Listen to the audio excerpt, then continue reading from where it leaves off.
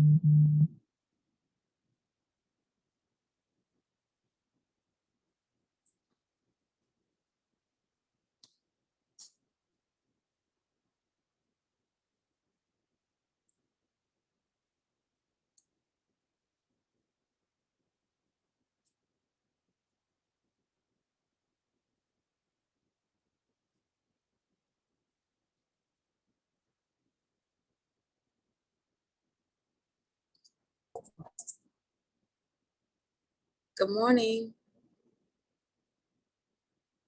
Good morning. So we'll give a couple minutes for other people to log in, and then we'll get started.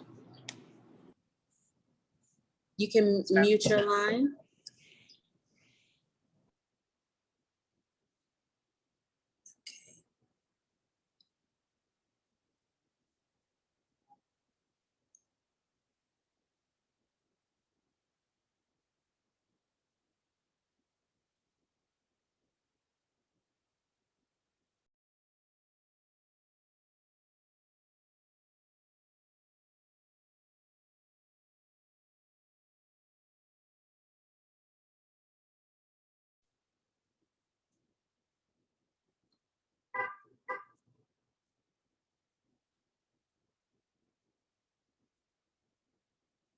So just so everyone knows, I'm where I am.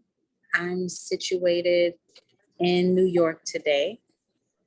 So for those of you who are going to be watching this recording later, I'm your host, Priestess Hanera Bunu from the Divine Feminine Podcast. And today is our second podcast discussion.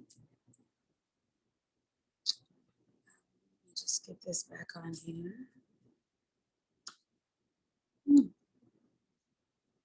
Is our second podcast discussion. And we're going to continue with Ancestral Altar. So people are coming in now. And I like the sun in the background. Hopefully it's not too much for you guys. I'm in New York, in Brooklyn Heights, enjoying the view. It rained yesterday, but today it seems to be partly cloudy. I'm enjoying time with my brother, getting my hugs in. I haven't seen family for like a year, and you guys know I'm going back to Africa in September. My family has repatriated there, and so school starts. So we were in America for the summer. September is coming, and so we're going to be going back. So just loving on family, spending time with my brother and sister-in-law here in Brooklyn Heights. So we have a different background, different change of scenery, but it's still good, still all love. So what I'll do, we'll go ahead and get started. So today's episode is a little over an hour. It's like an hour and maybe 1 or 2 minutes. And so I want to leave time at the end to speak. We're going to do it a little bit different because I am on my mobile device since I'm traveling. And so what I will do is play the podcast. And you guys let me know if you can hear this. Hold on 1 second. Divine Feminine Family. If you haven't heard about Anchor, it's an easy way. Can you guys hear that? Yes, we can hear that. Okay. Okay, so we'll continue forward that way. So we'll start to listen to the podcast now. Well, I'll give it to you, Ashley, so you can give the flow and how this process works in our discussions. And then from there, once you relieve the floor back to me, then I'll start the podcast. Okay, let me turn my camera on. Good morning, everyone. Sorry, I'm a little bit delayed. But yes, thank you for joining our podcast discussion.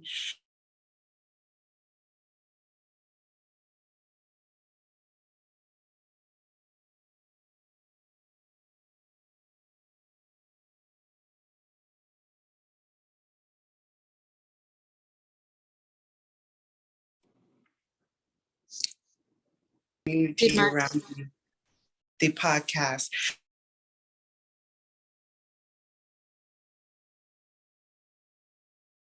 To the public in order to build our community, discuss important issues, and even get a lot of questions out.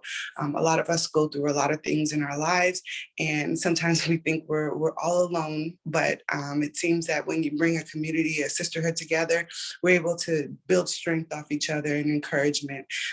So we hope that us going along this spiritual path is able to get good lessons from these podcasts and have very good discussions that open our minds up to move further in our processes. So this will the flow of the podcast discussion will be that we'll listen to the podcast, and then afterwards, we'll answer any questions or even have free discussion. So usually if there are any questions, we'll ask you to put them in the comment section in the chat room for the Zoom call. And then Priestess Hanera may go through those questions. But we've also had it to where there are no questions. And so if that's the case, then we can have open discussions on some topics that, came out during the podcast that we want to discuss even further. Okay, so I think that would be it for everyone. Sorry, I'm feeling like everybody knew me from last time, but they're new people. So I'm Ashley Johnson. I'm actually in Houston, and I have been working with Priestess Hanera on my spiritual journey for about a year now. So this is how I get introduced to spirituality, and I'm happy to share all of my experiences with everyone. Okay, thank you, Ashley. Thank you. Okay, so we're going to start the podcast now. This is episode 5, Ancestral Altar, part 2. Enjoy. To start your podcast, it's free, and there's creation tools that allow you to record and edit your podcast straight from your phone or computer. Anchor will distribute your podcast for you so that it can be heard on Spotify, Apple Podcasts, and many more. You can also make money with your podcast with no minimum listenership. It's everything you need to make a podcast in one convenient place. Download the free Anchor app or go to Anchor FM to get started. Welcome to the Divine Feminine Podcast, where I am your host, Priestess Hanera Abunu. Here I support women in learning and applying the divine feminine principles into their lives. We talk about lifestyle, family, culture, and spirituality, all from a traditional African perspective. Welcome to the safe space. So welcome back, everyone, to another episode of the Divine Feminine Podcast. I am your host, Priestess Hanera Abunu, and I wanted to pick up where we left off last week. So last week, we started talking about the ancestral spirit and what the ancestral spirit is, what it means to be an ancestor. We started that discussion. And I just wanted to keep that going because there's so much information that we weren't able to cover. It's hard to put that full understanding in just 60 minutes. And I didn't want to rush. I wanted to take my time. Plus, my acoustics weren't right. I appreciate you guys bearing with me last week. I thought I found a quiet small place to record. And man, we had airplanes going by. We had people checking their car alarms. We had a lot going on last week, but you know what? The information was pure. The information was there, and I appreciate you guys hanging in there with me. So this week, we're back in the studio. It feels so good to be here. And we're just going to recap a little bit and then continue forward and talking about building an ancestral altar. We'll get to that point. right, we'll get there. We'll get there in this particular podcast. Um, Last week we were just kind of setting the foundation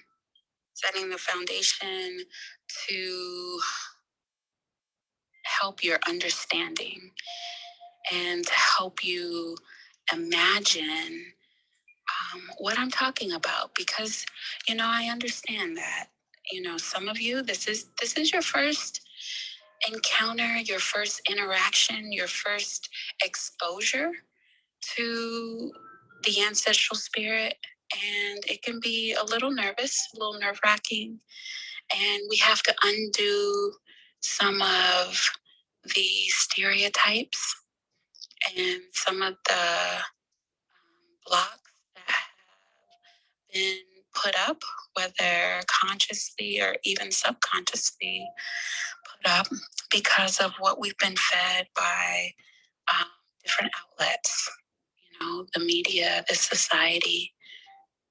One of the things I said last week, and, I'm standing by it, is that, this Western culture was strategic in removing ancestral veneration or ancestral acknowledgement in its society. They don't teach it openly, but you see it everywhere. And I'll bring up some of those examples as we go further along in the podcast today. Examples of, how we see ancestral acknowledgement. And it's not bad. We all have relatives who have passed away. And right now, I think this particular message is timely because of the pandemic that we're experiencing. And there's people, lives who have lost their lives. There's families who have unexpectedly lost loved ones, because of the coronavirus. And that has thousands of people experiencing death and experiencing mourning and what that looks like. And so when someone transitions and leaves this dimension, those of us that are here, it's up to us to keep their memory alive. And so talking about the ancestors, talking about our loved ones that have passed away is appropriate right now, because there's a lot of people that are hurting, and there's a lot of people who haven't been taught what to do with the feeling of loss, with the feeling of mourning, and acknowledging your loved ones, acknowledging your ancestors is part of that process. It's part of that healing process, part of that self-care that we talked about last week. And so I just wanted to continue.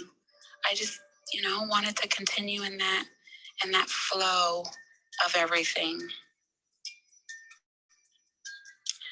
So we talked about what is an ancestor, talking about someone who passed away or has come before you. We talked about what is your identity, what makes up your identity, right? We talked about how your name and what you are called. When you speak that name, that vibration out there, it holds concepts that has meaning, and that name calls a certain thing. So what are you calling to yourself when someone calls your name? What are they calling out of you or calling to you? All of that is your identity. So all of that is your name. And that's important. we also talked about taking care of those who came before us. And, our society, we have to relearn how to take care of our elders because it's not a societal norm. We don't teach it in the West, and that's unfortunate. But traditionally, our African roots, our indigenous roots, it's a part of the culture. It's a part of our culture, our very being and fiber, who we are. It makes us up, taking care of our elders, right? Because we're spiritual people and we know that our elders and our babies are the closest to the divine because the babies just came from the other side and the elders are on their way there. So you want to practice taking care of your elders while they're still here.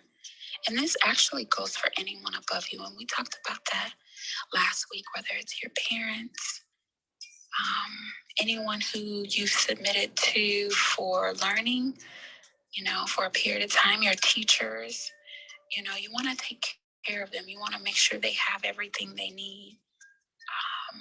I tell my children, this is a side note, but I tell my children, I'm like, if you guys are standing around watching me work, this isn't a good thing. So now if I'm start cleaning up around the house, they'll grab something from me. Mom, no, let me sweep. No, don't you do that. And the same goes if their sibling, if the oldest is cleaning, I'm asking those little ones, why are you letting your big sister, your big brother clean more than you? Take that from them, right? Because culturally, we always take on and try to lessen the burden of the one above us. And so that's with our elders. And when they transition, we continue that while they're ancestors. So that's important. And we talked about why. We talked about why that our ancestors are our first connection to the divine. So for those of you who are used to prayer, used to invocation, used to spell casting, that are used to,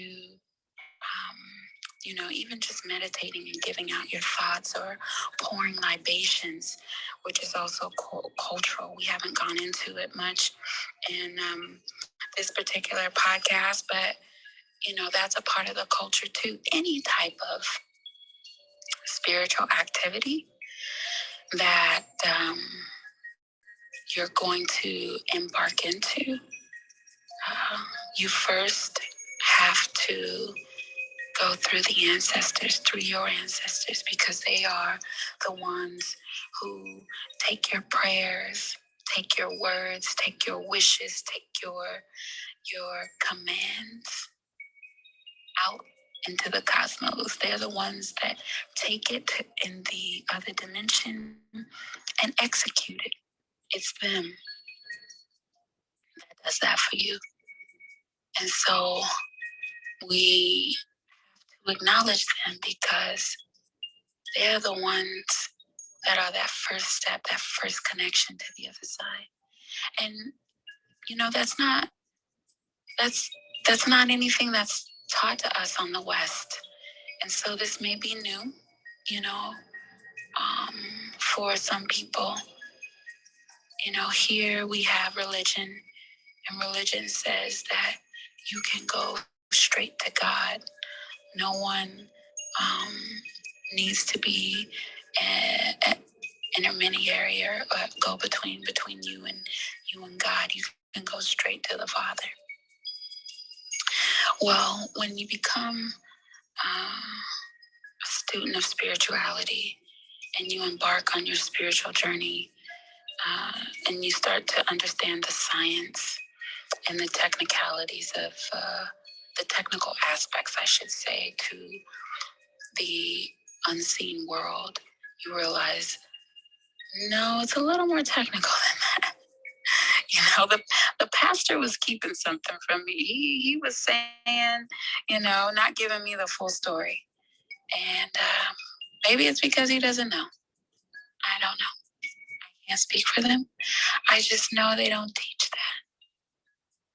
And so as you're embarking and learning more and connecting to the other side, it's important that you always acknowledge and go through your ancestors, because they are the gatekeepers. They are the ones who can allow the blessings from any of the divinities or gods down to you. They can bring them to you, or they can block them. Your requests going out, they can take them, or they can stay right here and not go anywhere. They are the ones, they are the vehicle. So we have to acknowledge them. So we touched on that and went over that last week. And that's important.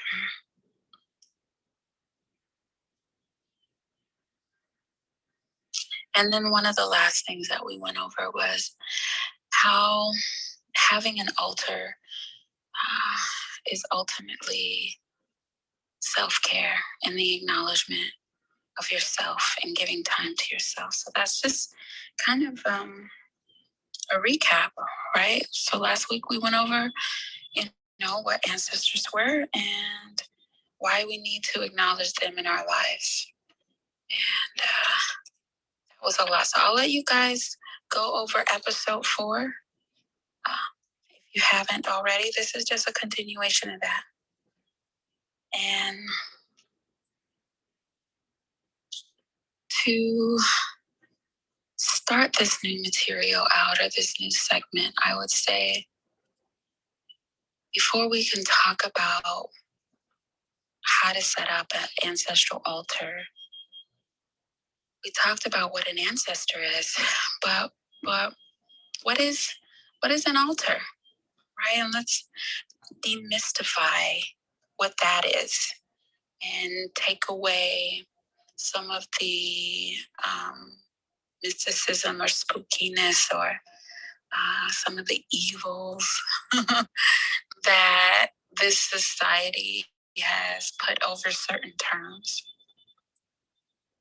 And so an altar in itself is just a structure from which offerings are made.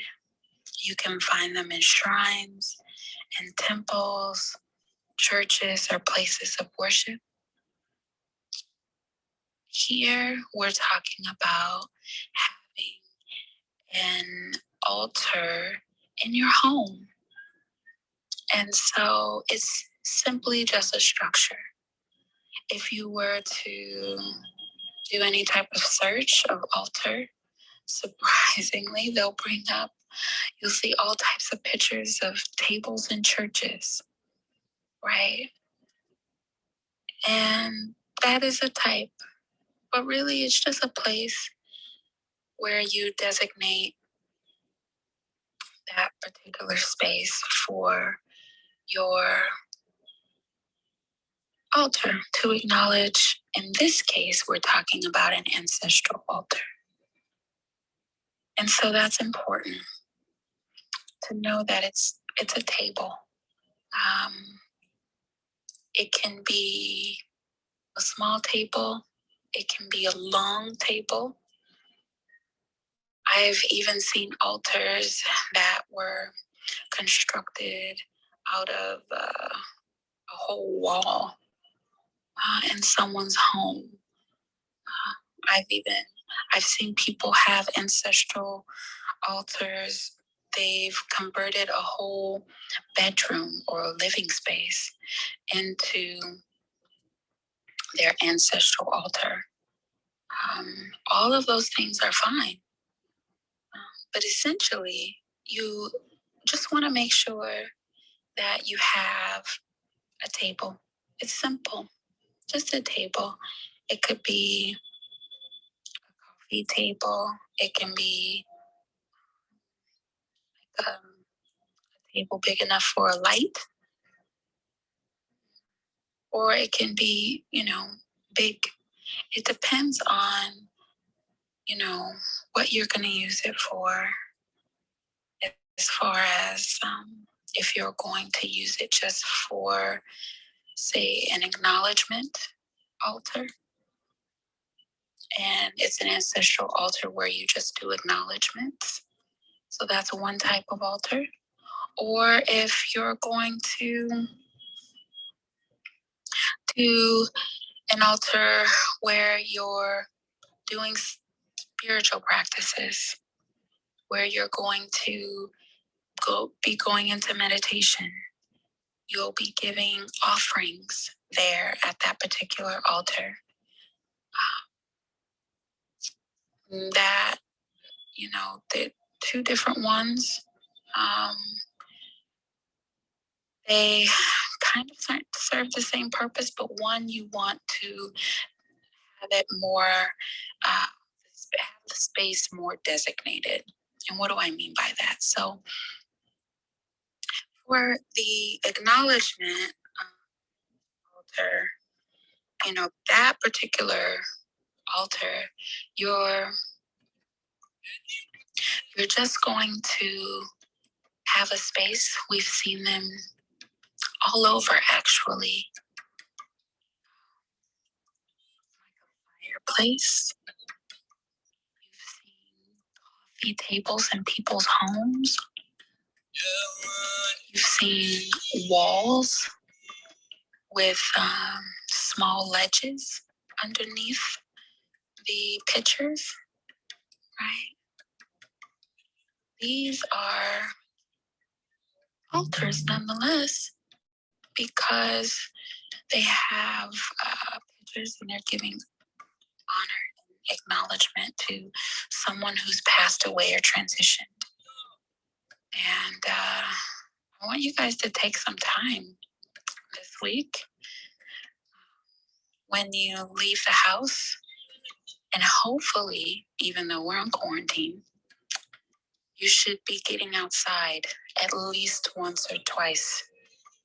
Even if it's just outside in your own backyard or on your patio or in your garage area, you need to let the sun see you. You need to say hello to Ra. But if you're out and you're doing a grocery run, or you're going to different spaces, take note if you see any place where they have signs up of their founder, or they have acknowledgments up to people who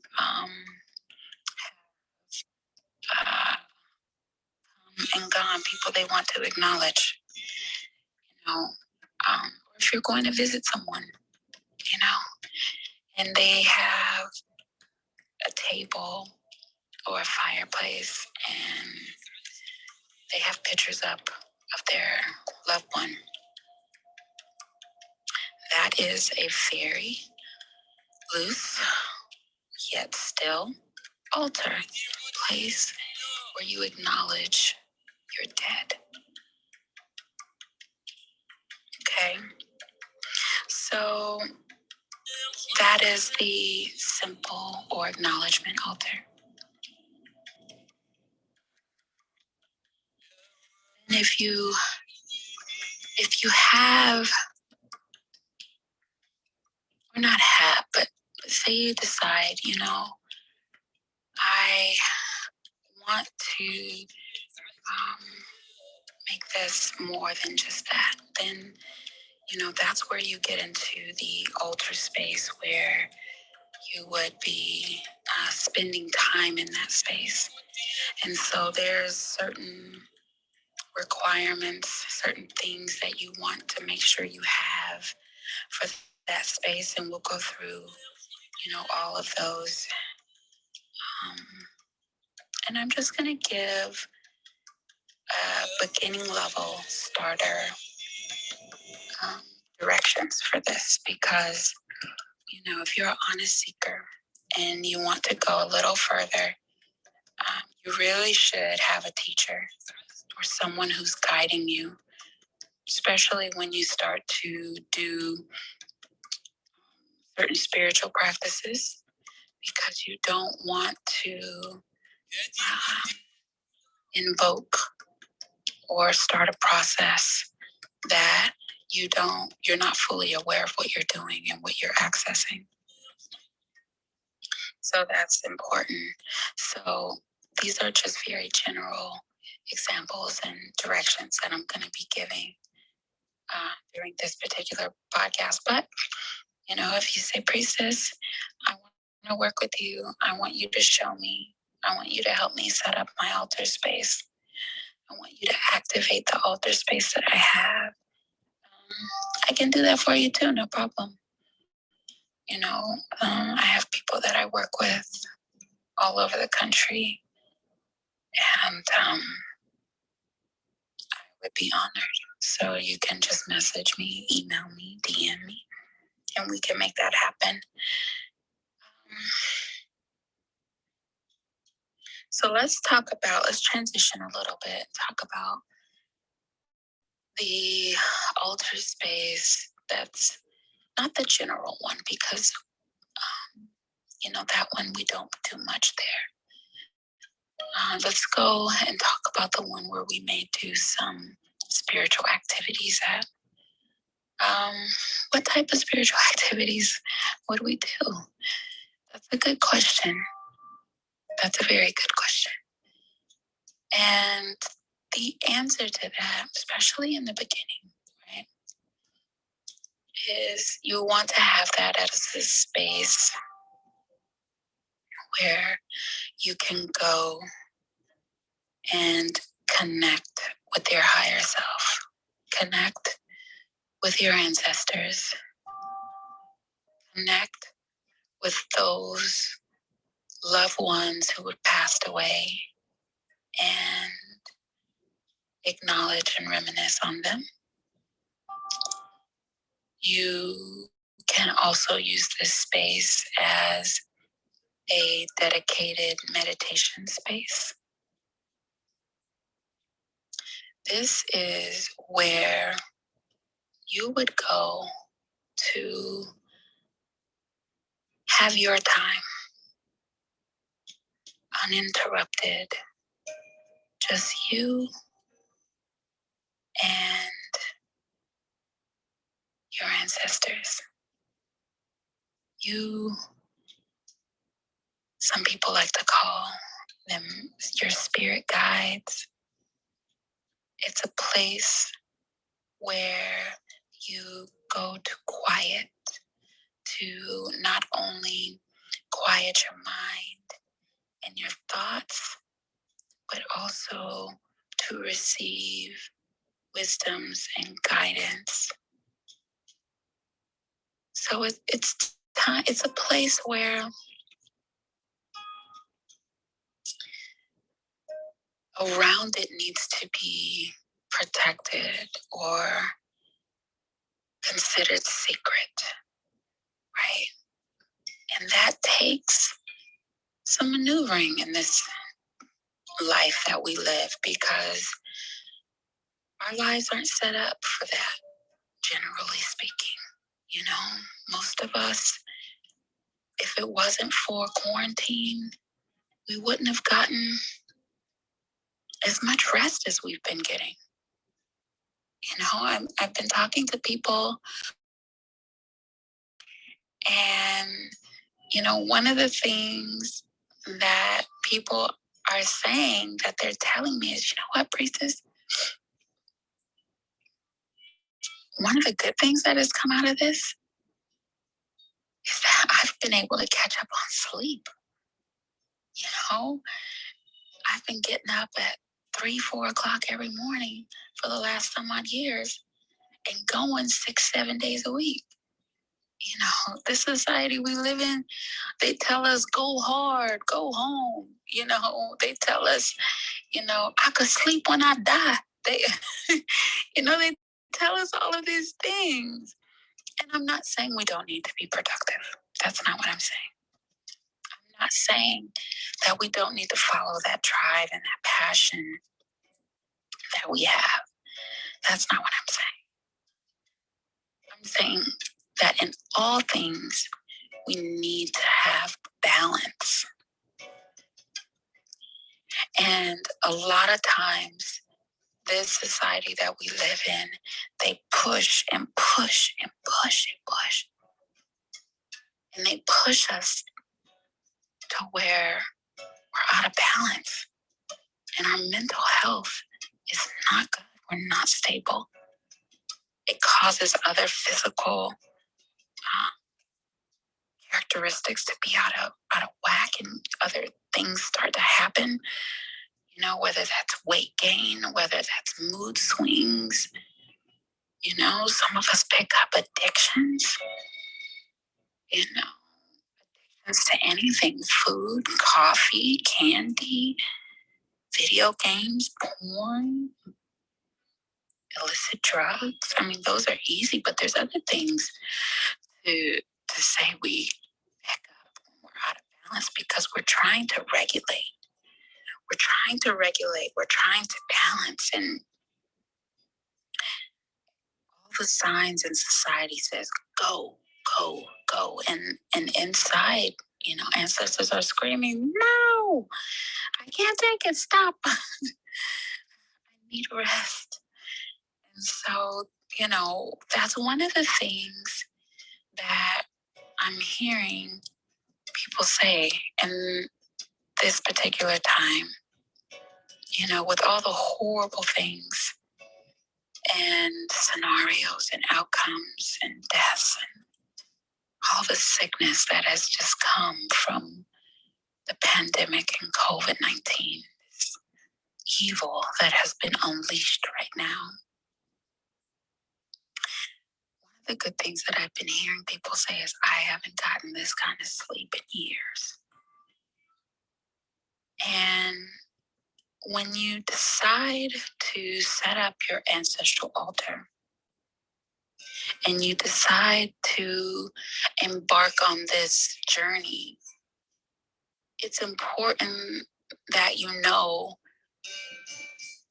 this is your self-care time. This is your protected time, your protected space. You're creating time in your agenda for you. You're making a date with yourself. You're making a date with your ancestors. You're saying, I'm going to meet you at this particular place, at this frequency. And that's important. So these are some of the things you can do in your altar. Meditation. Prayer is another one. You know, sometimes I don't like to use the word prayer, because as we start to change our paradigms from a religious one to a more spiritual one, using the words from religion, sometimes it causes people to either cringe, and they're just like, oh no, this is too much like religion, and they run from it. And then other times people are like, well, I understand prayer. I can relate it to that. That I know. You know, so sometimes I don't use that word. And then other times I will. I try to stay away from it. But to help people in their paradigm shift, sometimes we have to relate something new to something they've done before, so that they won't fear it.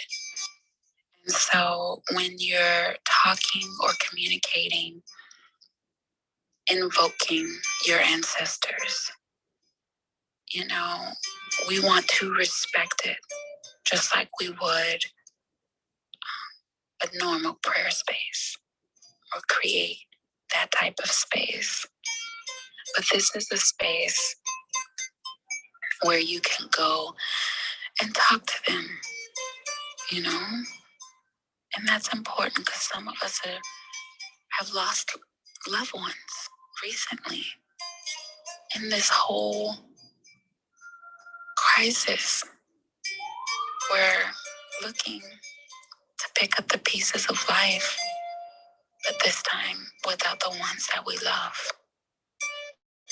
And sometimes we're feeling lost and we just want to talk. We miss them. And where do we go for that? And I would offer to set up an altar. And you start there. And in the beginning, you may say, I don't want people to think I'm crazy. So you mean to tell me I'm going to be, in a room, in a particular space, sitting down in front of a table, just talking to myself? Yeah, honestly, that may be what it looks like on the outside to someone who doesn't know. But when we build the space around and we put all of the elements there that make it into an altar, there's absolutely nothing wrong with you speaking to your loved ones at that space. You should make a date with them. Say, you know what? I'm going to be back this Thursday and I'm going to talk to you like we always did. Or your birthday is coming up and I want to honor you. And so I just want to sit and talk about your memory, talk about the good times that we had, talk about the challenges that I'm having in my life right now and how I could use your guidance, how I need you to give me this wisdom to help me figure out a solution. How I need you to move existence in my favor. Nothing is wrong. Absolutely nothing is wrong with you going to a altar space, to a particular space, and invoking that type of energy. You are a spiritual being, and this is part of you expressing yourself. I would almost challenge you to do it. So, meditation, prayer, and showing respect. We talked about it a little bit just now. When your loved ones have transitioned, showing respect to them, acknowledging them. We can always, and also I should say, we can also give them energy.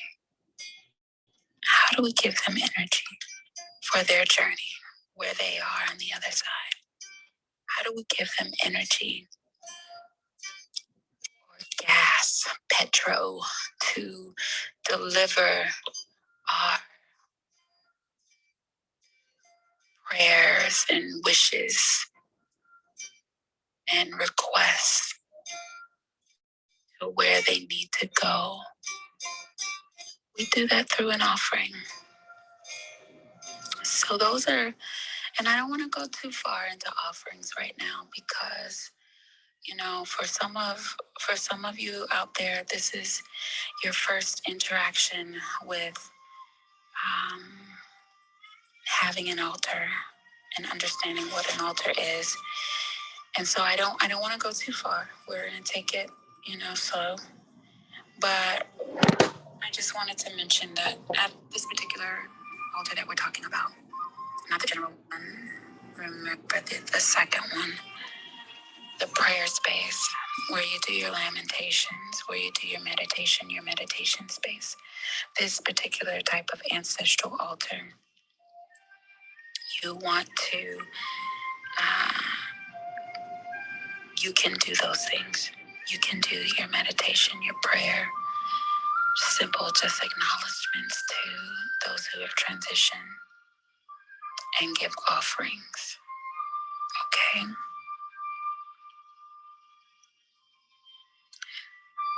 So now that we've talked about what an altar is, we know what an altar is. We know what we can do at an altar. Let's talk about, how do we make one? What are the fundamental basics of putting together an altar? Let's go over that. And before we go into the details of making an altar, we can talk about the preparation. And I touched on it a little bit earlier in this particular episode, but I want to reiterate now in this segment or part of the podcast, because it's important to understand what you're doing. So for many of us here in the West, ancestral acknowledgement has not been done in our bloodline for generations. If you're like me and you're a child of a captured African that was brought here against their will, you have generations. I know for me, there was on one side of my family, because I've done my family tree, which I encourage all of you to go out and do your family tree. Do the research, interview your elders, talk to your parents, your cousins, get that knowledge before they pass away. Go to the county clerks. I know we can't do it now because we're in quarantine, but search the ancestries.com, the blackancestries.com. Order your kits, and I'm not doing a promo for anyone at all. This is honest, what you need to do.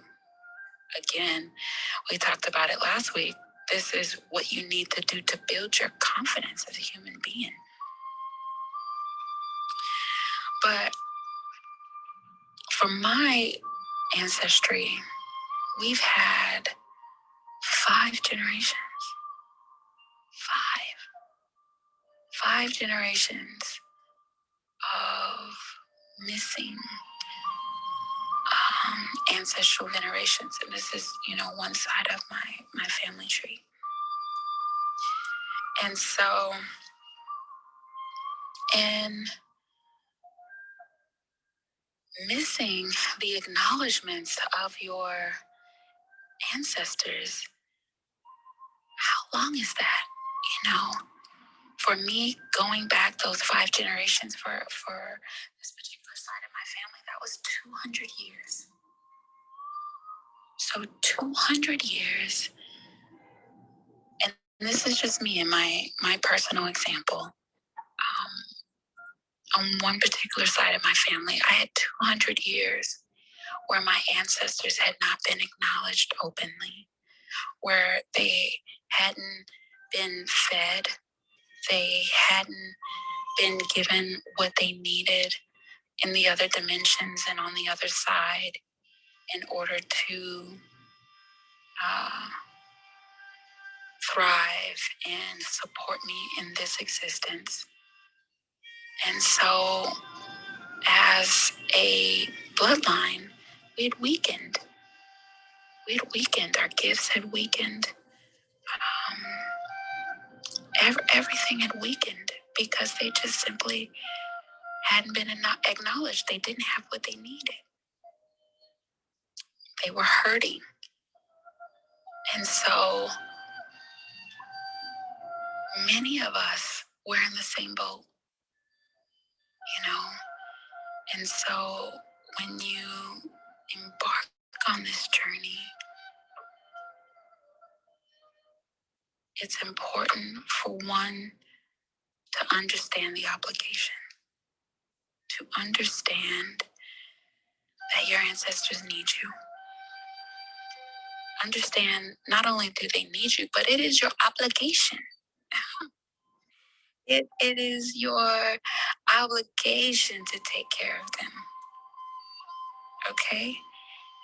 And so once you start on this journey, it's not something that you can just stop. Matter of fact, it's not even something you would want to stop.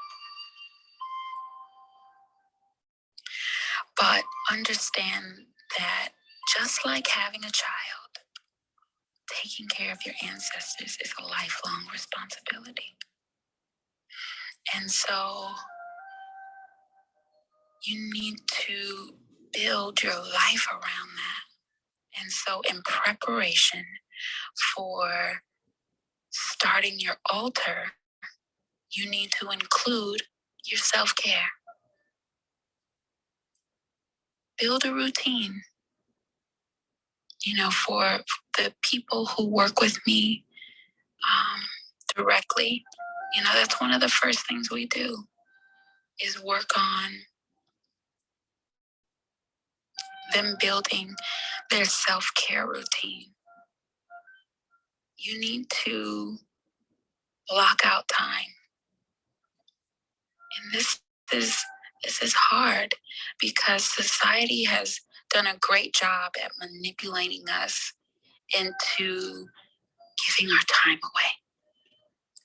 Whether we give it away to our jobs, whether we give it away, and that's mainly where we spend most of our time, whether we give it away, wasting it away with social media or watching TV or doing other things that aren't uplifting to us. We very rarely have time to take care of ourselves. And so that's the first thing you have to make a commitment to. You have to make a commitment to yourself. You have to decide from this day forward, I'm going to commit to myself. And you have to be unapologetic about it. You have to be, firm in it. And it's okay. And you have to know it's okay if you hurt someone's feelings. I can't because I need to be home by 7:00. Or I can't do it before 9:00, but I can do it after 9 a.m. You have to set boundaries. Again, remember, we're protecting our space. And, sometimes it's more than just the physical space itself. It's our time and our energy. We're protecting the energy. And so you need to set up that routine, set up that self-commitment. So you've set up the commitment. I'm committed to meditating twice a day or once a day or 3 times a week. This is my commitment. And then you set that routine. Some of us already have a routine. Does it include self-care? Some of us, in the previous podcast, we talked about, how our routines are our rituals. And what rituals do we have? Right? It's just a set of events that we do regularly. And that's all this is. You have to commit to that. Because once you start acknowledging your ancestors and once you start bringing them to a particular place all the time, they're going to look forward to that. They're going to want that time. And that's not something that you can just stop doing. Some of us, you may know what I'm talking about.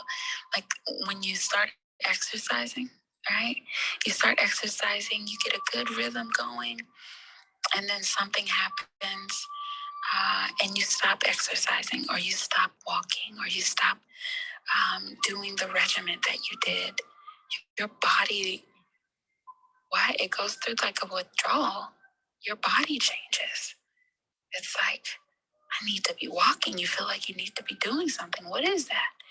Well, that's your ancestors. That's your spirit guides. That's everything that's with you. Like, hey, we need to get back into our routine. Right? So you got to make sure that you have the commitment to yourself. You got to make sure that you have the routine. And then, so those are the two things, before we get into the physicalities of, where we're going to put it, where it needs to go, what it needs to look like, what needs to be on it. You need to make sure that this is something you want to do. You need to make sure that this is something that you're committed to. This isn't just something fly by night that you want to start and stop. That's not what this is. If you're one of those types of people, the regimes of the group, and I may be I may be telling my age, but there used to be a show on TV called, I think it was it Living Single? I think it was Living Single. Queen Latifah was on there, Kim Fields, and Kim Fields' character used to always change her hair, and her name was Regine. And sometimes she would change her hair 2 and 3 times within one episode. She just couldn't commit to a hairstyle. And so, if you self-identify like, hey, I have commitment issues, and so it's hard for me to stay put for any given time. It's hard for me to keep a routine. I'm gonna do the best I can. We have to work with you. You still need to honor your ancestors, but you need to be honest with that and do what you can do. Don't say, yeah, I'm gonna do this 3 times a day. And you're like, after about 3 days of it, you're like, yeah, I'm not gonna be able to do this 3 times a day, and you end up not doing it at all. We can't have that.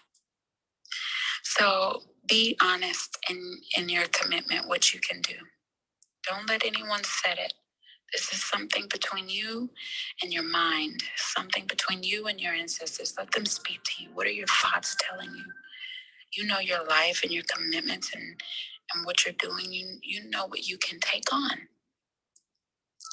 And so work with that.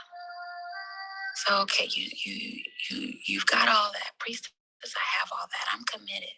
I got my routine, all together. I've been meditating at this particular time now. Now I got my routine. Now where do we go? How do we set up? How do I set up this altar? So remember earlier, I was saying that. Sorry. So remember earlier, I was saying that it would be a table, which is true. It should be a table. And before you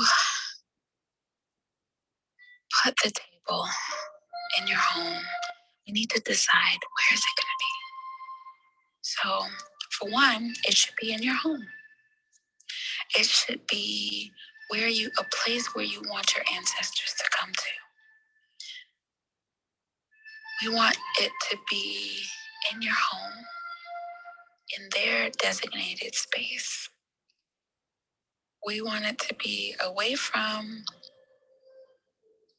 anywhere where we are having a human experience. What do I mean by having a human experience? There's certain things that as human beings we do that divine beings don't have to do. There's certain things that we have to do because we're limited to this shell of a body that we're in right now. There's things that we have to do that other spirits or entities don't have to do. So, because of that, we want to make sure that we have our altar space in a space where none of those activities are going on. So, okay, priestess, what are you saying? Stop being so opaque. Be direct for me. So, what do I mean by that? For instance, as human beings, we have to eat to survive. Yeah, that's something that is unique to us in this body or shell. We must eat to survive. Another thing we must also do is have sex. And some of you are like, I've been celibate for I don't know how long. And that's great. But in order for your bloodline to survive, you still need to have sex. Having a healthy, regular sex life in a committed relationship is necessary as a human being. Now, as far as regularity, I'm not going to get into that, what regular is for you. But I will say that in order for your bloodline, for this species, for us to survive and to continue, we must have sex to procreate. Not sex for fun. Big disclaimer. And that's a whole nother episode where we'll have to go into that deeper, but we need to have sex, for survival. What are some of the other things that we have to do to survive in this existence? We have to eliminate waste or use the bathroom. As we eat and we have to sweat and eliminate and purge out of our body. That's necessary. You won't survive long if you stop eliminating. There's a gross imbalance.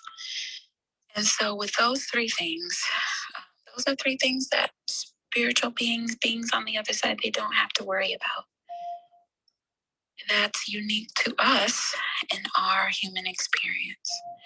And so we want to make sure that when we come before them, that it's not in a space where those things are going on, right?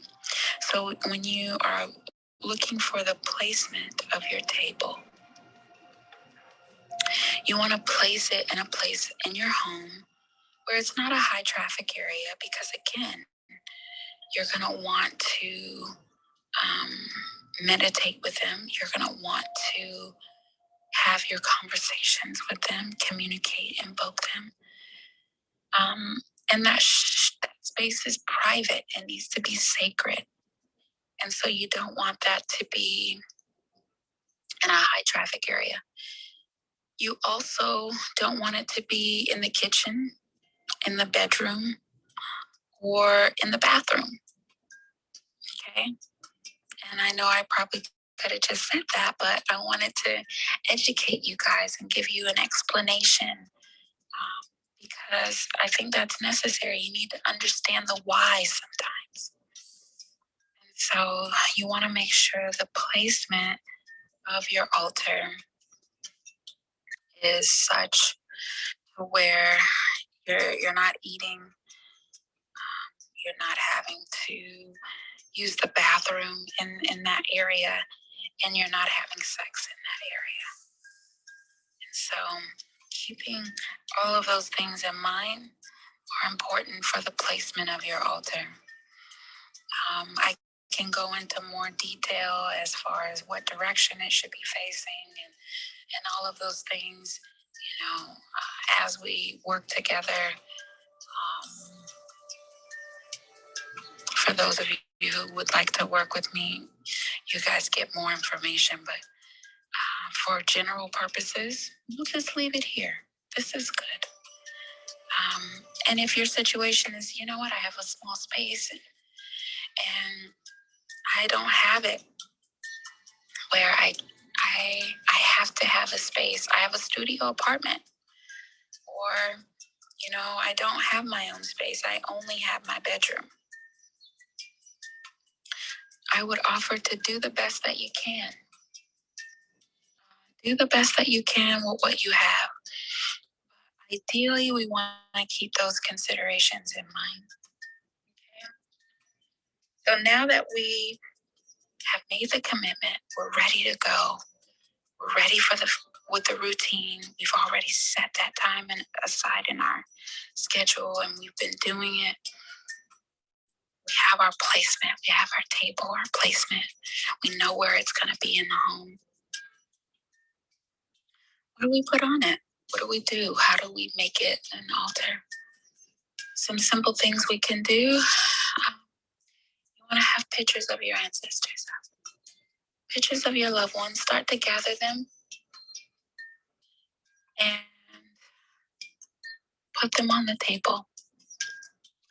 You might also want to have a plant there, or light a candle, or some incense. These are all things that you can put on your altar space. I'll show a couple pictures on social media of different altar spaces to help you guys out. Just simple. If you guys want to send me pictures of your altar, you can do that. I'm sure whatever you put together will be beautiful. I just want to help any way I can. So just to recap before we end the session, what you would put on your altar would be pictures of your ancestors, plants, candles, any of the 4 elements, and burn incense, any personal items of your loved ones. If you'd like to put them there, you can. All of those things you can put on the altar. If you guys have questions, inbox me on social media. You can find me at Hanira Abunu on all social media platforms. Well, this has been another successful episode of the Divine Feminine Podcast. I look forward to speaking with you next week. Be well. Come join. Hello, everyone. How are you guys? So that was episode 5 of the podcast, going over ancestral altar. It seemed like the end, I kind of rushed it. I don't remember it being like that. I think we're on like episode 40 something now, but it seemed like on the end I was kind of like going really, really fast. So I'll probably highlight or go over some of those points I was making at the end. I hope those of you who are going to be watching this later find value in the podcast and the discussion that we're going to have. If you guys have any questions, if you're watching this on YouTube or Facebook, be sure to put your comment below. Like the video, subscribe to us, of course, so you can be notified in the future of when the podcast discussions are going to be happening, so you can be live to give your feedback, or just so you can watch the discussion next time it happens and is posted. So ancestral altar. One of the things I want to reiterate and kind of drive in is that, there's, for one, 2 different types of altars, and I went over the 2 types. One is, something that is more reverence, a sign of respect. We see that first kind in like murals. We see them all over, right? I think what comes to mind is like KFC. They, in all of the KFCs and some of the other fast food places, they have like Colonel Sanders. He's like on the wall. Like, we know that white man in the white suit with the white beard. Like, we all know his face, right?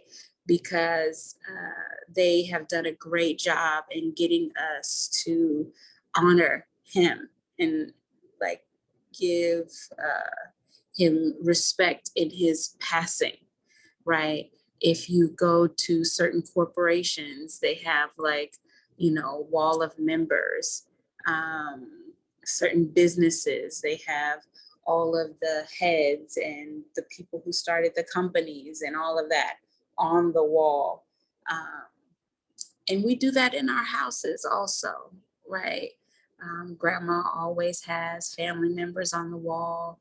She has plants everywhere. She has candles, little butterscotch candies, and all of those things just out.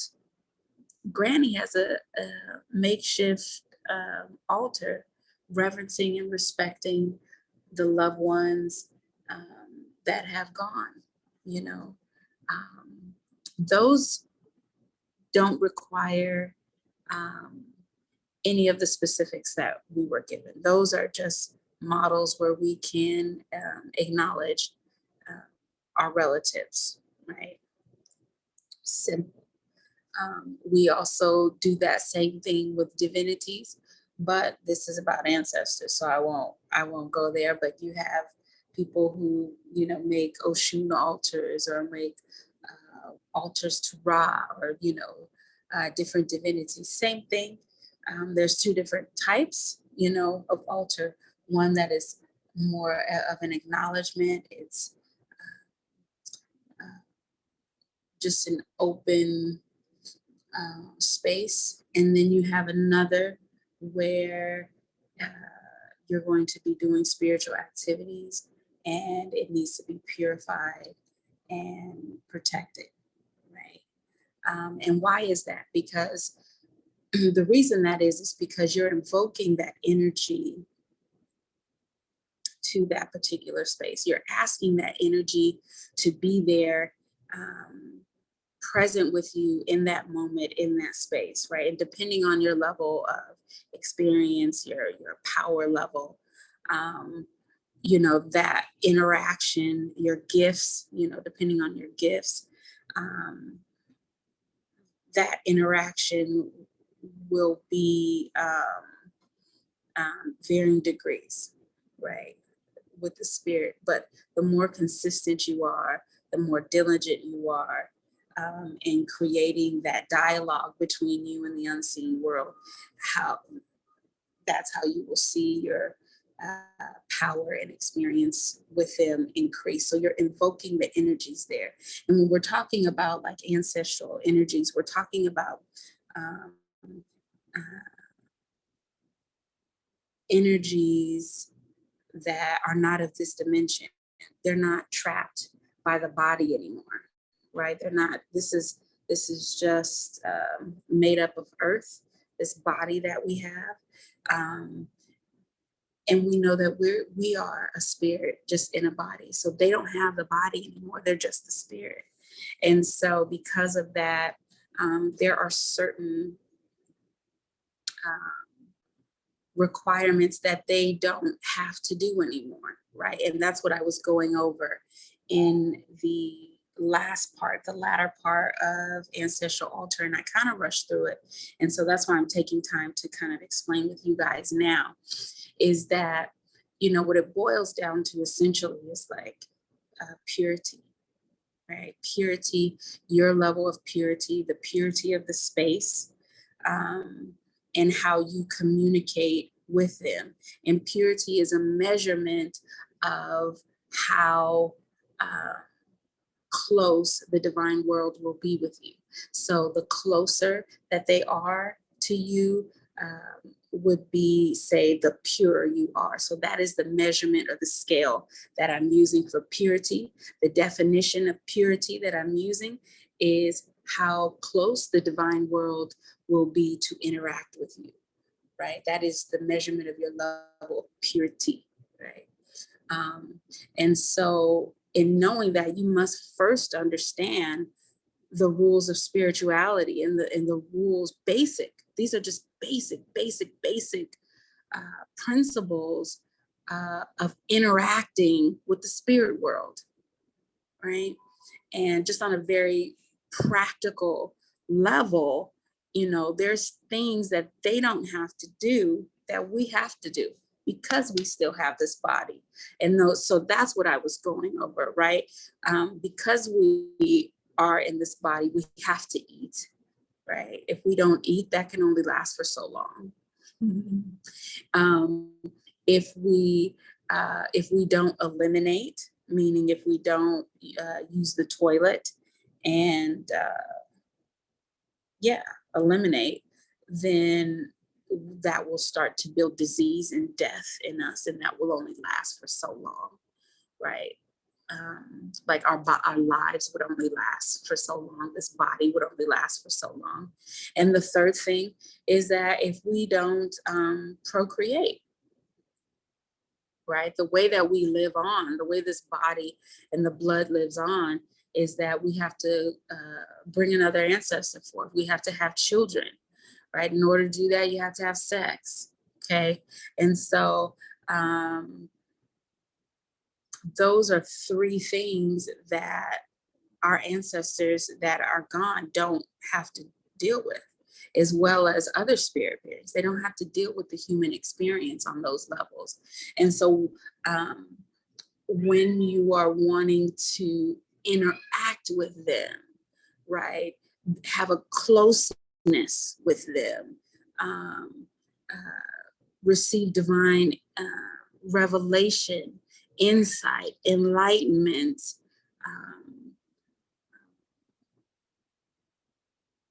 get a certain level of peace and clarity, you will have to meet them on their terms. So not having your altar in those three areas, right? And if you think about it from another perspective, it may also help you understand what I'm saying, right? So let's think about other times in our spiritual walk where we can take those same three things and say, remove them from our lives in order to what? Receive guidance, right? Think about some of the cleanses we do. Think about some of the detoxes that we do, some of the fasting that we do. What are the things that we do when we fast or detox?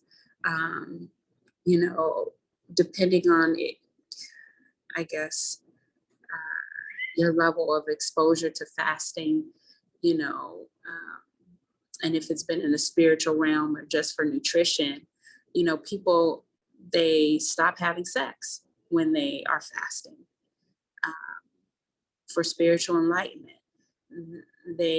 People stop eating, right? Whether that's intermittent fasting, whether that's sun up to sundown, whether that's doing a water fast.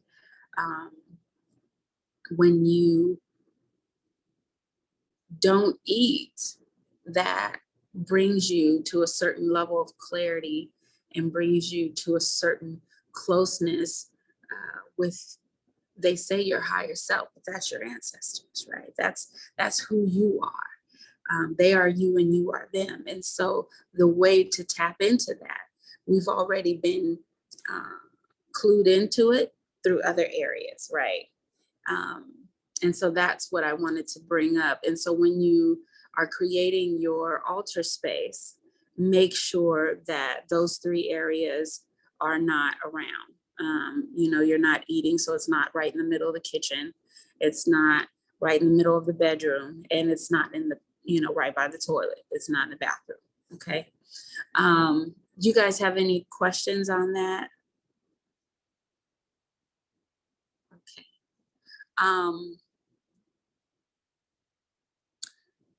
Yeah, that part um, is important. Let's see, what else were we going over that I wanted to bring out, especially at the end where I felt like it was a little rushed. What to put on your altar, what to put in that space. Um, everything everything in existence is made up of the four elements, right? Ourselves included, the four elements. And so when you are wanting to interact with your ancestors on the other side, you need to make sure the four elements are present in your altar, to show a certain respect for everything in existence, even the things you don't have the knowledge or wisdom to even to call out, the education to be able to speak. You still want to respect and give some type of offering too. And so you want to make sure that that's present. And so some of the things I was bringing up is to have, a glass of water in your altar space, to burn incense in your altar space, to have a candle or light that's there in your space, right? You want to have the pictures of your ancestors in that space. It's okay to also have nature, to put some plants in there. Although depending on the plant, make sure you do your research, because every plant has its own, let me know, sorry, messages are coming through. Let me know how, not let me know, but every plant has its own body, spirit, and you need to know what energy that plant is bringing also before you put it into the space. But you can put plants into your altar space. If you don't know, excuse me, there's a fly.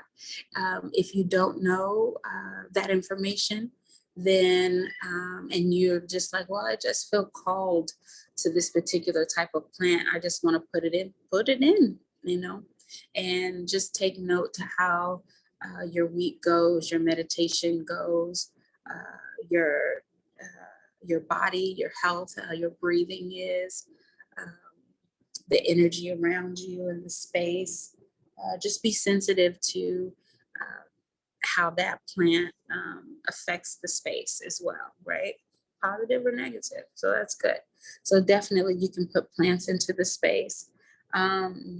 In addition to the pictures, you can also bring different pieces of your loved ones that maybe have their ashe or their energy on it. Maybe grandpa's watch, right? You'll want to put in there, or his hat, his pipe, grandma's handkerchief. Um, um, you know, grandma's favorite lipstick, her purse, little things like that. You can also put in the space. It has their energy on it. When the spirit comes, they'll see it as familiar and want to be in that space and come to that space. So all of those things you definitely can do to help make your altar space or your prayer space a more inviting. Okay.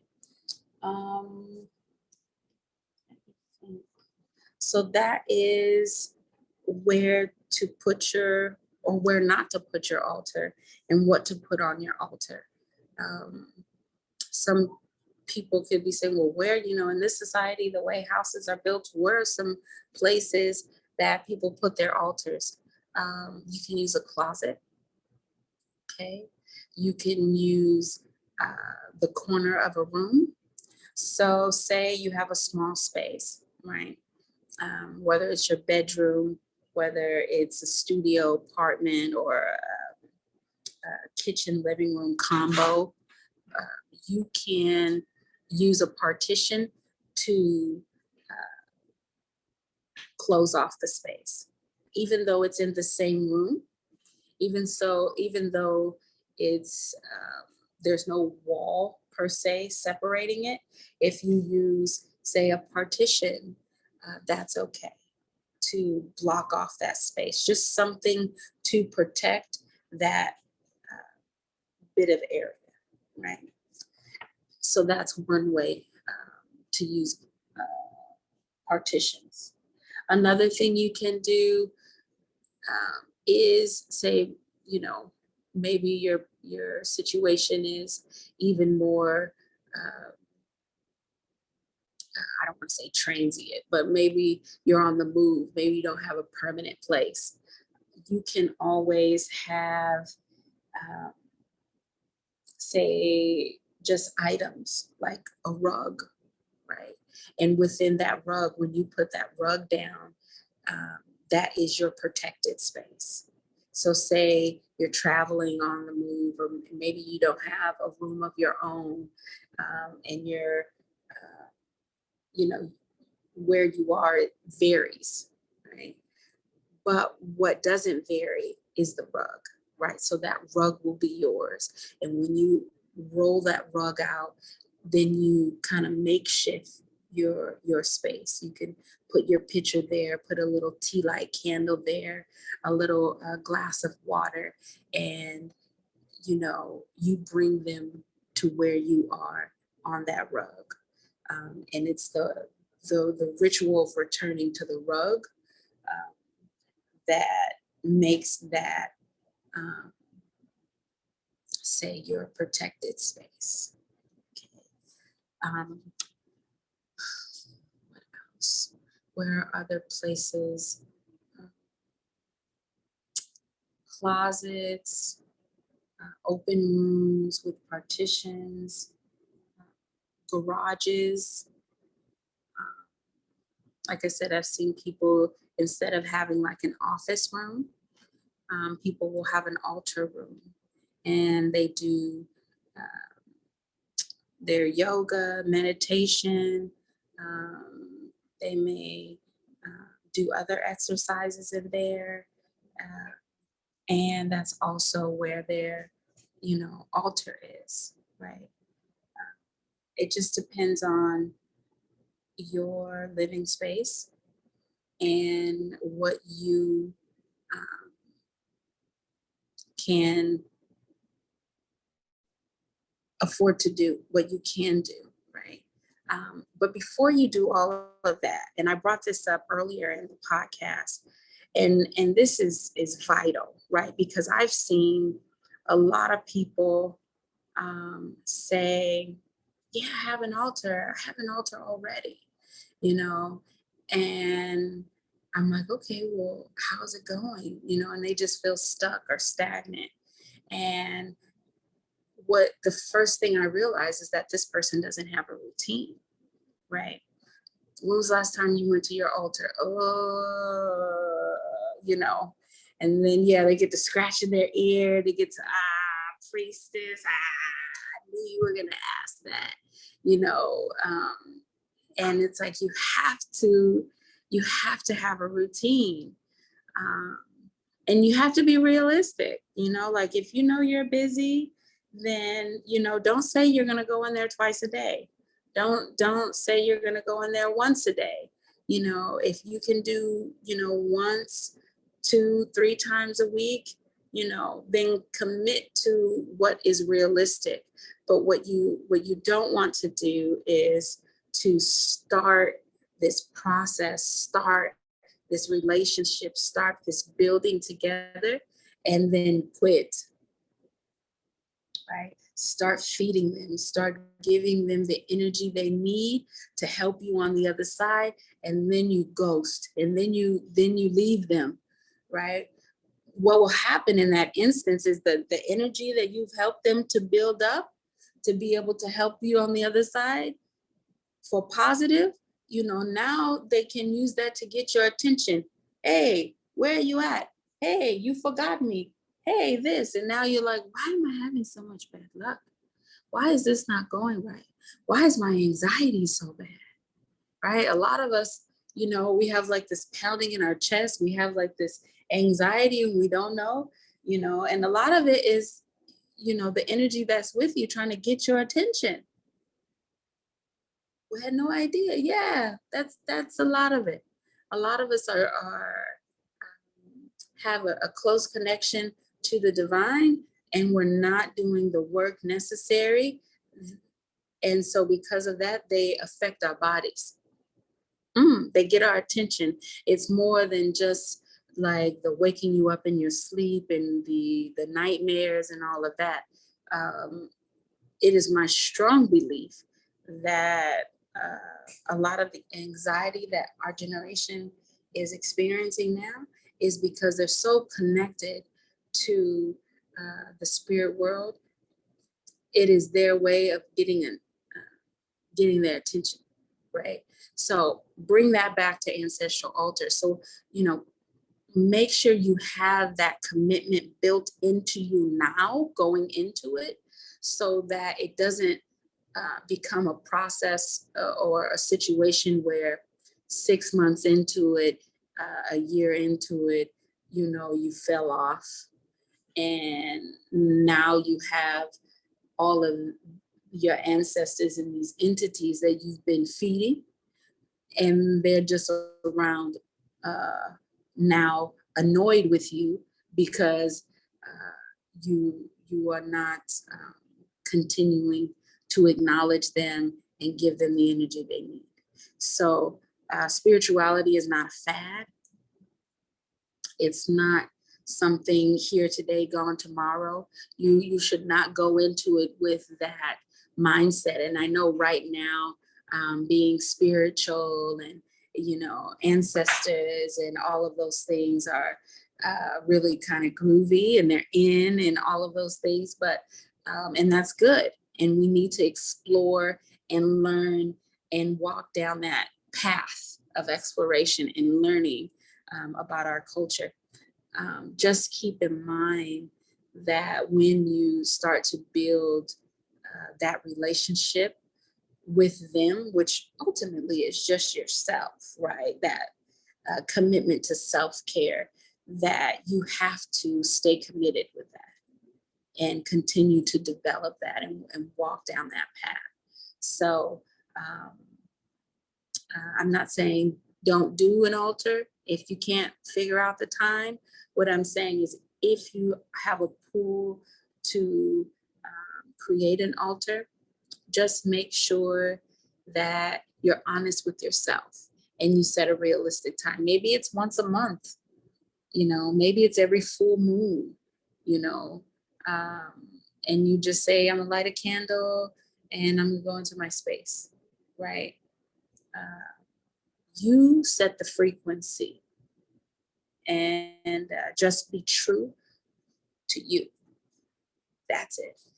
As you go further on your path, as you start to say apprentice or mentor under a teacher, you can be given further guidance, right? That's more specific to you and your bloodline and what your ancestors want for you. But just in general, these are some of the things that I would advise or say. Okay.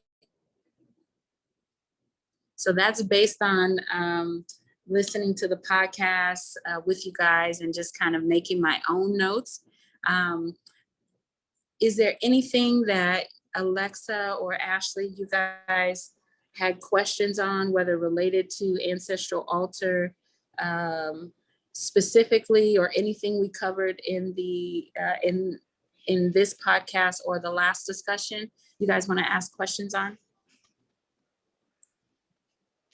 I had a question on the ancestral altar.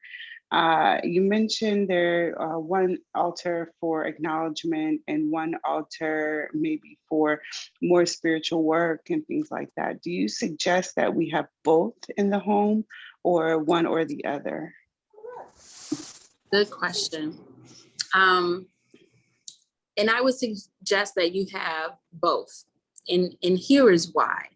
Because especially as, divine feminine beings, right? Us taking back our feminine power, we have to know where our power lies, and it's within our home, right? That is, your home is another temple that you have, right? So the very first temple that we have is our body, right? Because the spirit, our consciousness, our head, our ancestors, everything is within this body. So our body is the first, say, temple that houses our spirit, right? After that, you have your home, which is also a temple for all of the ancestors of the people who reside in the home. So everyone will have, say, maybe their personal altars, or maybe the home has one altar representing the mother's side, the father's side, and of course the child would be representing of the two parents, right? And so maybe there's one altar, or maybe there's multiple, but at any point you are calling the ancestors of the people who live in that house to come there. So the house becomes its own temple or shrine in itself. And so for one, your house should always remain clean, right? Cleanliness. It should always remain clean. Two, because of that, you want to have pictures of all of your relatives on the wall. You know, you want to make sure there's nature in your home. Make sure your home is always smelling good. Yes, you can put little candies out at the table, the front door, to welcome people. All of these things are what you would have, yes, on your altar, but acknowledging that your house is also, say a temple with altars in it. All right. So your body is the first temple that you clean and take care of, because it houses your spirit. And then the home, it goes just a little bit louder than that, and it carries the spirit and the ancestors of everyone who lives there. And so part of the way you invoke them and bring them and have them present is, yes, by putting pictures up on the wall. Sometimes as women, we like to mark our territory, and so we'll just put maybe our pictures up, us and our husband. We'll put us up, and that's it. And it's like, yeah. So if anybody else come in here, they know whose house this is. My husband is up, I'm up. And there ain't no question who the man and the woman of this house is. And that's part of our Western relationship paradigm, right? But when we start to look at things from a spiritual perspective, we have to say, okay, am I welcoming everyone? Am I welcoming, all of my ancestors on my mother's side, on my father's side? Am I welcoming all of my spouse's ancestors on their mother and their father's side? Is everybody who lives in this house, are they represented here? Because we want them to feel comfortable and to come here. We want them to commune when we eat and have family dinner. We want them to bless our house, right? To give us good energy, to remove stumbling blocks in our path, remove the obstacles, and protect us from incidents, accidents, and anything that can be destructive to take us off path. We want that, right? And so because we want that, we have to create an environment that's conducive as that, as women, This is not the job of the man. The home is not his territory, right? He should pay for the home, buy the home. That's it. As far as all the activities in the home, that's all you. That's all me. As women, this is our domain, right? The home is our place of control, but it's an echo of like our spiritual power. This is why we teach our children. We're the first teachers as the mothers. You know, everything we do has a response, and it's teaching our child something, right? We have to get back to teaching our children's respect. We have to get back to teaching our children about ancestors, not having them fear ancestors, not having them fear family, and appreciate family, and learning the family structure. Oh, that was another thing from earlier. I think I made a comment up. But before I go there, did I answer your question? Yes, that was very helpful. Very helpful. Okay. Um, I have a question whenever you're done. yeah, go ahead. I was just going to go on another tangent. I could do that later. Go ahead, Alexa. So I'll talk with you more outside of this moment about all of what you said in relevance to my particular moment and situation.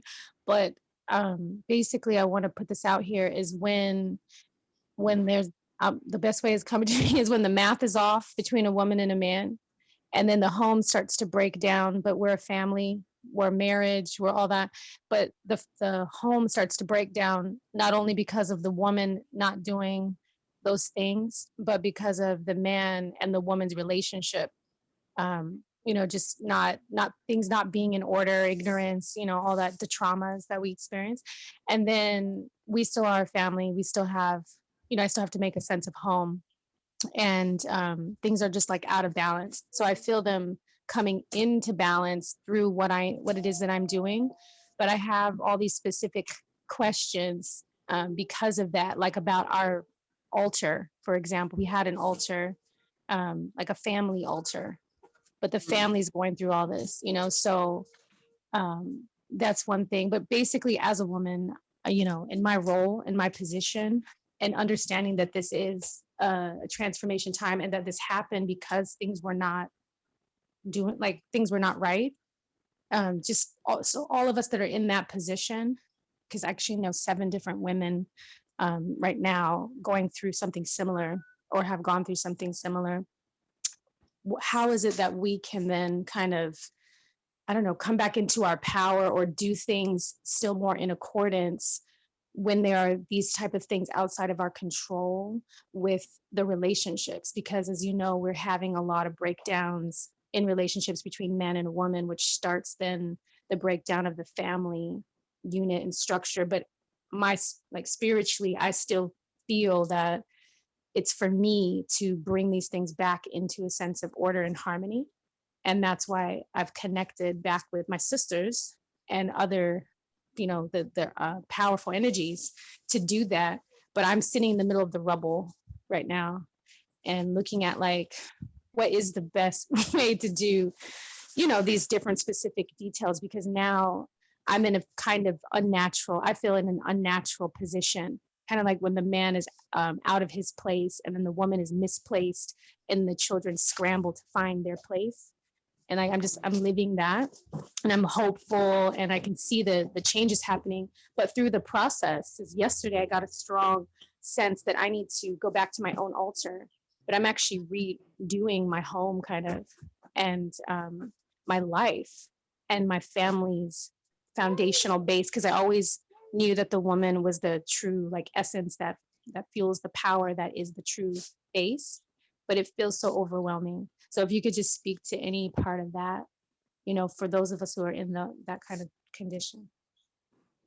Oh, no, that was good. Thank you for sharing and having the transparency and the courage to speak on behalf of, like the women that you know, and that this could be helpful for. So thank you for that. What was coming to me as you were so eloquently describing, um,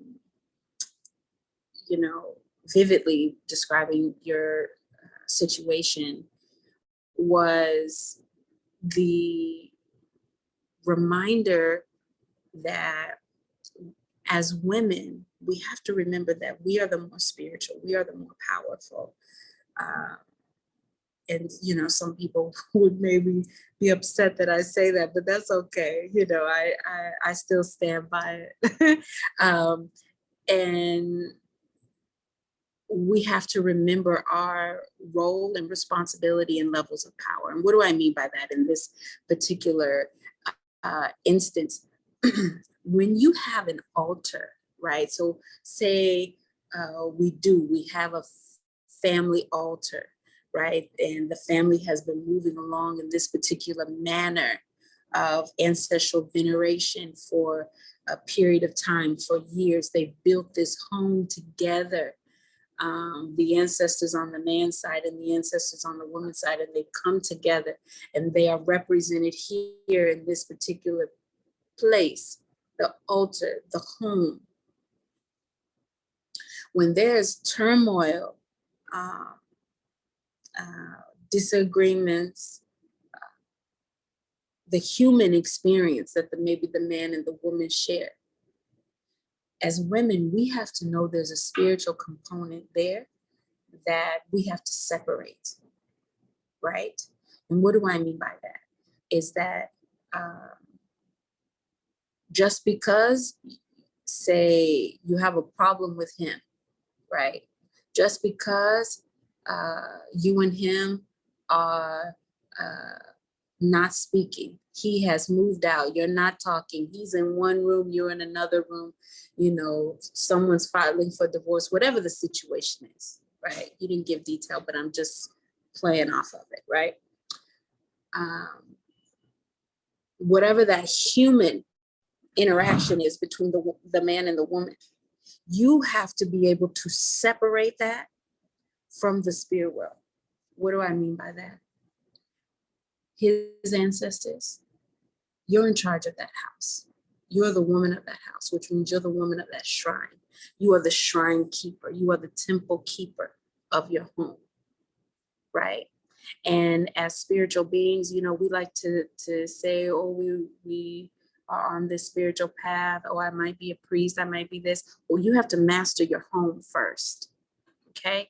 And so in being the temple keeper and the shrine keeper of your home, you have to be able to know his ancestors and his spirits have nothing to do with your relationship, right? So in that particular shrine, you should still be giving offering to his ancestors, but you have to clean your heart.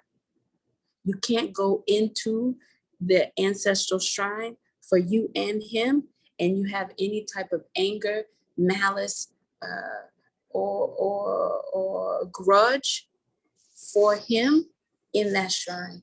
You don't know what activation it will cause them to go do, whether that is to you, to him, to the children, to the house, right? Because both of your ancestors are there, right? So you have to be able to have emotional control and kind of shut off a certain aspect of you and be neutral in your spirit body to be able to see the ancestors and energies that are in that shrine as neutral and take care of them without emotion, right? Just because you're mad at him, that doesn't mean you don't give water to the shrine. Just because you guys are separated, that doesn't mean you don't still take care of it, because again, you have been calling these energies there that whole time. Should it get to a point to where, you realize that this is not working and I maybe need to go down to just an individual altar.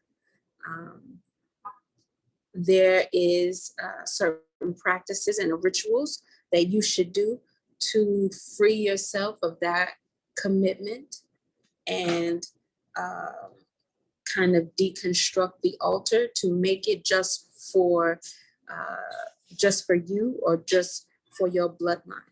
But you can't just Neglect it. neglect it. No, right? And so why do I say that? Even, and I'll give you guys some experience. Even me as a priest, right? There are energies, whether it's I'll just say energies, not to give specifics, but there are energies that I come in contact with people, right? In healing people and doing people's spiritual work. There's certain maybe say things that attach to them that I have to remove in order for that person to go on and live a healthy life, right? There's certain say maybe ancestors that need to be taken care of. There's different things you come in contact with as a priest in healing people, right? And so a lot of times, you know, my job is to teach you, say maybe how to take care of that spirit, take care of that genie, take care of that aspect of yourself, train you to be able to do that on your own. But there are people that just want the healing, they just want to pay their spiritual work, and they just want to go. And I can't be mad at them, right? They don't, I don't even have an altar set up. I'm not really, you know, into this like that. I don't feel capable or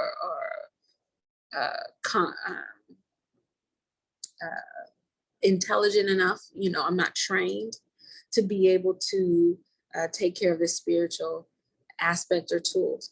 And so me as a priest, there are energies and spirits that I have that are from other people, right?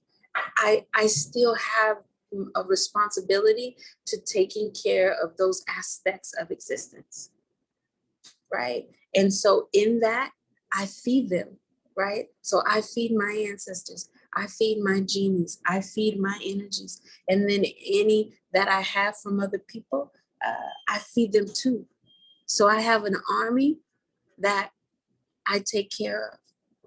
But in turn, when I need work done, when I need to command things to be changed on my behalf, when I need to go and pray for my sisters because things in their life is not right, when I need to do all of these things on behalf of myself or anyone else, I also have an army that will go out and attack those things for me. Do you see how that goes? And so it's the same as when you have an altar that's combined with someone else, maybe a spouse. You have to be able to shut that off and know that you're taking care of the energy that is there, right? Especially if there's children involved, right? Especially if there's children involved, and yes, the separation may go, but your child who you still have to raise, you know, that's his grandfather, that's his grandmother, you know, that's there. So when there's children involved, you have to really think twice, because taking care of them, feeding them, giving that bloodline energy is also supporting your children. Yes. Thank you so much for saying all that. I really needed to hear all of what you have said about the altar. I really appreciate that divine alignment, and for you sharing your wisdom. This situation is very intense. Like, I'm just going to put it out there just because maybe there's someone else also can benefit from this. But it's a situation where he actually broke into the house. So a lot of decisions were not being made consensually. So it was like a power struggle.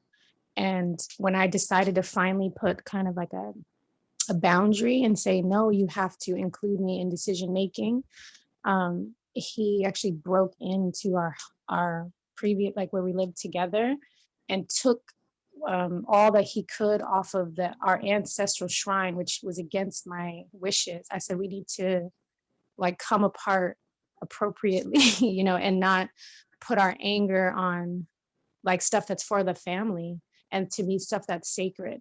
So he broke the door, came in and took his ancestors' pictures off of our ancestral altar. And some of them he didn't see because of the way I had set up the altar. So they're still there. And, to be fair, like we really didn't know how to activate or work our altar. We just kind of like did what we thought was best for us, but we didn't get any kind of traditional formal training. But that's a kind of different story about our whole spiritual path together.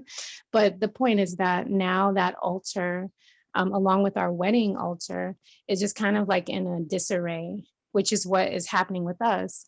And when I look at that, I'm not sure if I should give him like the rest of the pictures, for his ancestors, because I thought we're a family and we need to like keep this together, and care for this. Put it somewhere, maybe not even your house or my house, but put it somewhere, because all of this was ghetto is the best way I could put it in a word. Just, without like an organization. And that's what our experience has been. And that's why there needs to be like a shifting in the cycle, because really I'm at a place where I'm have broken a curse that has been going on. But I hear you like about respecting the family, but I was even getting to the point where I was like, maybe our ancestors are in battle with each other because all this stuff was coming up and there are spiritual things involved and all that. But I understand about like a family. And that's why my intuition said, no, just leave this the way it is, together, whether we are or not. And we're still together, actually, married and everything, but we're not in the same space. And so that action though with the altar let me in like, what is it that I'm to do? Now I know I can sit in meditation more and, continue to receive answers, but so much had come at me all at once with just everything else related to this that I just was like in shock kind of that. And at this point, I'm saying, what do I do with the rest of the pictures, with the rest of the stuff? We are having a little bit more peaceful conversation, but it goes up and down. And I've just been dealing with a tumultuous experience. And that's why I wanted to just pause and kind of leave things where they were.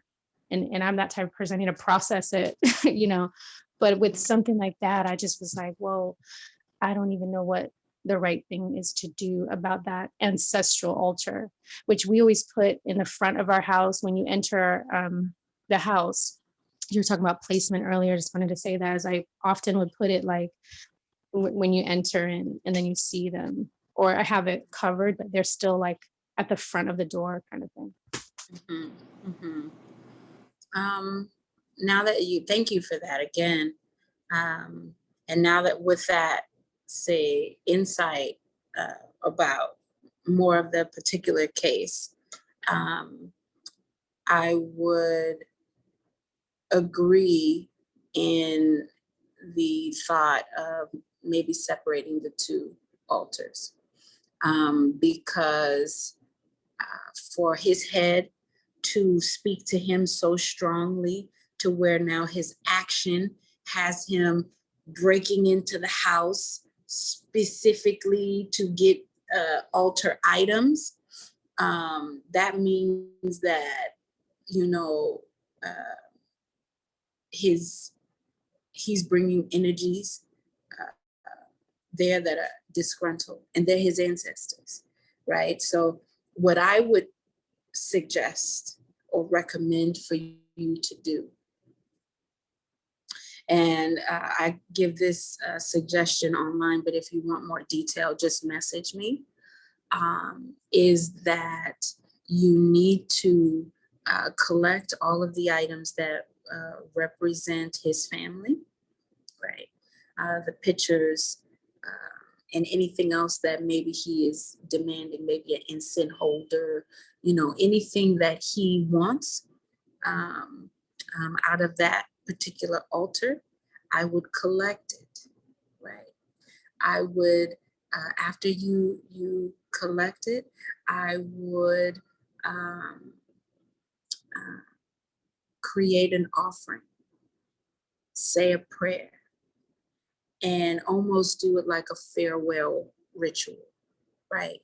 Letting his ancestors know that you're grateful for the time that they've been in your life, that you will always think of them. If you guys have children together, that you will continue to teach the children their family tree and acknowledge them um, through having the newest generation venerate them. And just let them know that you're going to give them back to their son, right? And so it's your personal way of, say, closing the door and releasing yourself of the obligation that comes with being the shrine keeper, right? Okay. And then you neatly, nicely pack them up and give them to him. And again, you're not doing this for his respect, right? So you're not doing this so that you get approval from him. It's not about his approval. It's you're giving the items back respectfully, you know, in a nice box or however you decide to combine the items, but do it very respectfully because it's his ancestors that you're doing this for, not for him, right? Yeah. And you want to Family.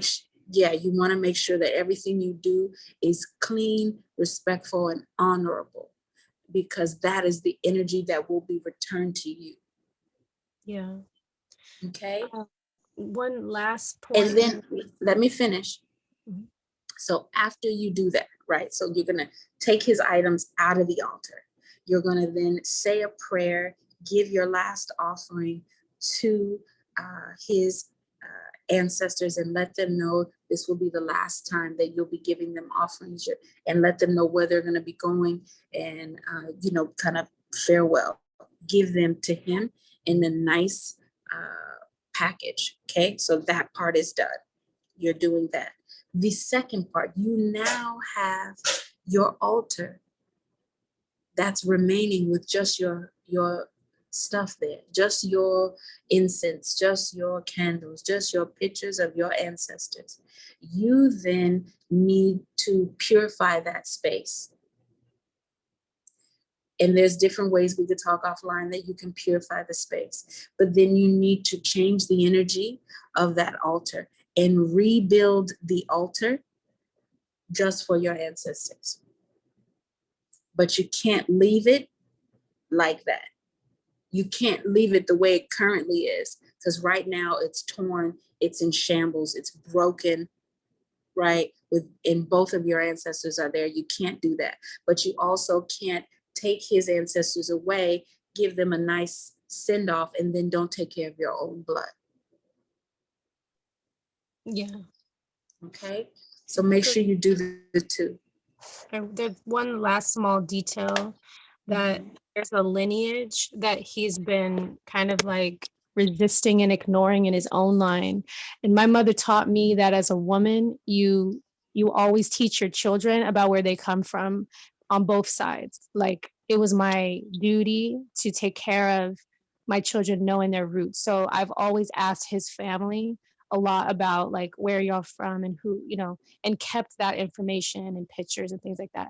There's one, his grandfather, basically, and his side of the family, he's kind of ignored because of his struggles with his grandfather. And his grandfather has been like holding him accountable, say, to how he interacts with me. And so I just received like some of those pictures from his grandfather, which he didn't even want to give to my husband to give to me, and told me to keep these for our family and all this kind of stuff. So, you know, it's like this when you're in a family.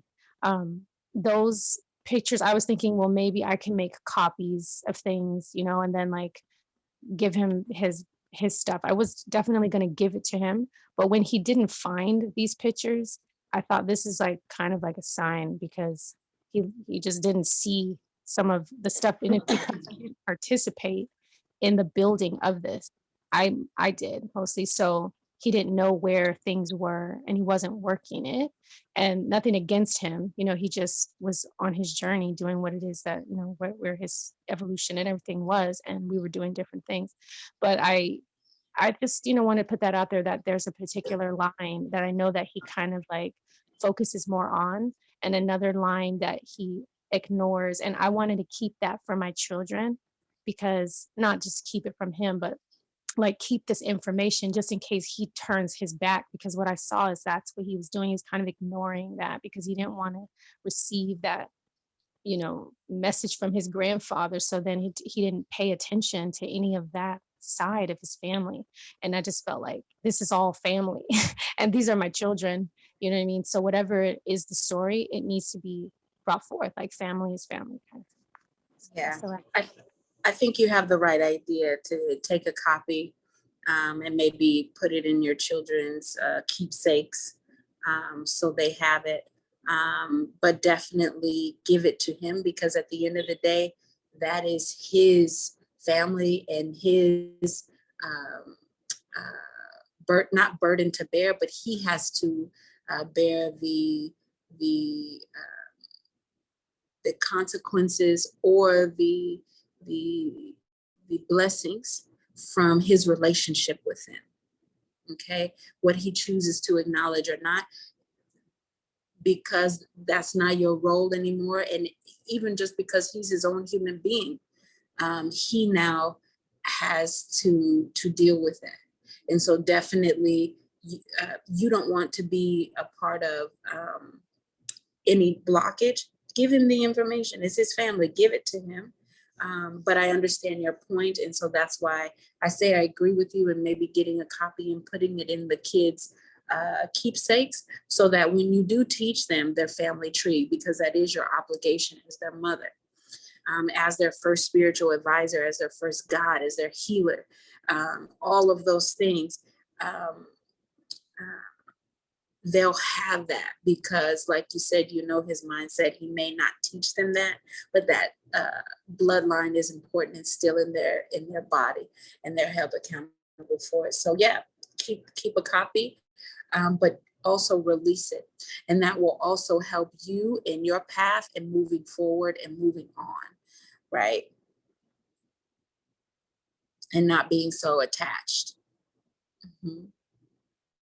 So that's good. thank you. Do you guys have any other questions before we end or wrap up? No? Well, this has been great. This is our second installment of the podcast discussion. I appreciate you ladies being on the call. We have this recorded, so we'll put it on social media so people can comment and chime in. You guys need to reach me. You can email me at Divine Feminine Podcast at Gmail, or Hanera Abunu at Gmail, or you can hit me up on IG, of course. Until next time, you guys be well. Oh, before I do that, let me give you guys the next date. So the next discussion date will be September 25th. So the last Saturday of every month is what we're shooting for. That will be our discussion date. So Saturday, September 25th will be our next date. I will be back on the continent during that time. And so I'll look forward to meeting with you guys then. It might be nighttime for me in daytime for you guys, but we'll make it work as we always do. It's been good talking with you guys, listening to the podcast. Again, your questions, both of you asked questions that were very thought-provoking, and I know will benefit others out there. So thank you. Until September 25th, you guys be well. Thank you. Bye. Bye, Alexa. Bye.